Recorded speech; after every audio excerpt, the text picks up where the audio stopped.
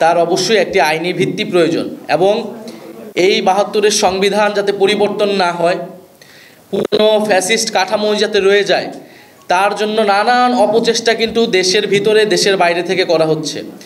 কারণ বিগত ফ্যাসিস্ট কাঠামোর সুবিধাভোগী রয়েছে নানান জায়গায়, ফলে তাদের জায়গা থেকে সেই চাপটা অবশ্যই আছে।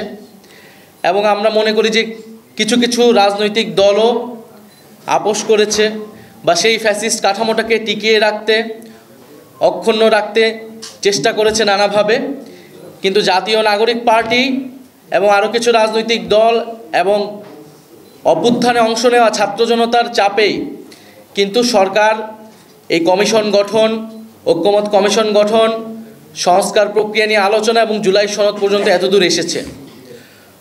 ফলে আমরা মনে করি এটি আমরা ৯০-এর পুনরাবৃত্তি বাংলাদেশে দেখতে চাই না।